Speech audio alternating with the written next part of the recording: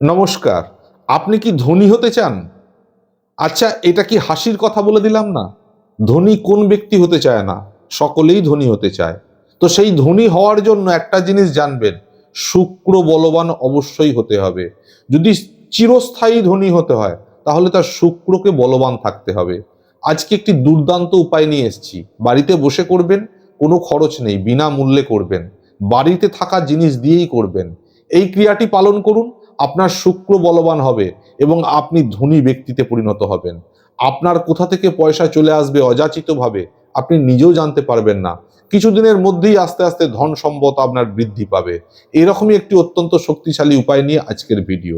তাই যারা এই মুহূর্তে চ্যানেলে নতুন এসে পড়েছেন, তাদের কাছে অনুরোধ করব, প্রতি মুহূর্তেই আমি এরকম কিছু না কিছু ভিডিও নিয়ে আপনাদের কাছে হাজির হই। আর এই ধরনের ভিডিও, বিশেষ করে আজকের যে ভিডিও, এটা আপনার ধন বৃদ্ধিতে সাহায্য করবে, বাড়ির আর্থিক উন্নতি করতে সাহায্য করবে। আর ব্যবসাদাররা যদি এই ভিডিওটি দেখে ক্রিয়াটি পালন করতে পারেন, আপনার ব্যবসার প্রচুর শ্রীবৃদ্ধি হবে, এটা নিশ্চিতভাবে বলতে পারি। ব্যবসায় উন্নতি নিশ্চিত পাবেন, অর্থাৎ আপনারও ধন বৃদ্ধি হবে। সুতরাং চ্যানেলে যারা নতুন এসে পড়েছেন, তারা পারলে চ্যানেলটিকে সাবস্ক্রাইব বা ফলো করে রেখে দেবেন।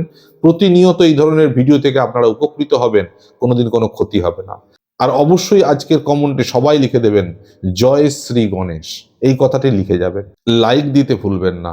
আসুন জেনে নিন আজকের কি বিশেষ ক্রিয়া, যে ক্রিয়ার দ্বারা ধনবৃদ্ধি, ব্যবসা বৃদ্ধি, সমৃদ্ধি সমস্ত কিছু আপনার জীবনে আসবে, অর্থাৎ আর্থিক ক্ষেত্রে টোটাল শ্রীবৃদ্ধি ঘটাবে এই আজকের অতি শক্তিশালী ক্রিয়া।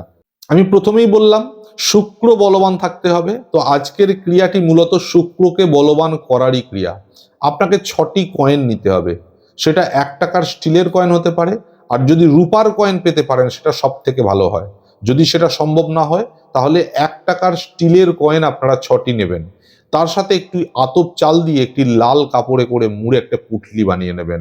লাল কাপড়ের মধ্যে 6টি 1 টাকার কয়েন এবং 1 চিমটে আতপ চাল একসাথে আপনারা বেঁধে লাল কাপড়ে মুড়ে এটা বাড়িতে কোনো গচ্ছিত অর্থের স্থানে অথবা ব্যবসাস্থলে ক্যাশ বক্সে রাখবেন এবং মনে এটাই কামনা করবেন, ভগবান গণেশজিকে প্রার্থনা করবেন যেন ধন সম্পদে আমাদের জীবন ভরে ওঠে, আমাদের সাংসারিক উন্নতি হয়, অর্থের কোনো অভাব না থাকে।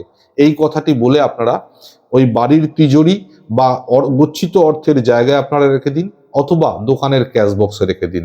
দিন দিন দেখবেন আপনার আর্থিক শ্রীবৃদ্ধি ঘটছে, শুক্র বলবান হচ্ছে। এবং একটাই কাজ করবেন, প্রত্যেক মাসে এই যে পুটলিটা আপনারা রেখেছেন প্রত্যেক মাসে চেঞ্জ করবেন। এখন প্রশ্ন আসে, পুরনো পুটলি কি করবেন? পুরনো পুটলির যে 6টি 1 টাকার কয়েন ছিল, সেই 1 টাকার 6টি কয়েনকে আপনি কোনো ভিখারিকে দান করে দেবেন, আর বাকিটা জলে প্রবাহ করে দেবেন। আবার নতুন করে এটা স্থাপন করবেন নতুন কয়েন দিয়ে। এইভাবে আপনারা করতে থাকুন। আর যারা রূপোর কয়েন ব্যবহার করেছেন, তাদের কিন্তু এটা বারবার পাল্টানোর দরকার নেই। শুধুমাত্র প্রত্যেক মাসে সেখান থেকে রূপোর কয়েনগুলো বার করে বাকি আতপ চাল এবং পুটলিটা জলে বিসর্জন করে নতুন একটি লাল কাপড়ের মধ্যে এই রূপোর কয়েন রেখে এবং নতুন আতপ চাল রেখে আপনারা আবার পুটলি করে বাড়ির তিজোরিতে অথবা ব্যবসার ক্যাশ বক্সে রেখে দিন। শুক্র বলবান নিশ্চিতভাবে হবে, এটা পরীক্ষিত ক্রিয়া।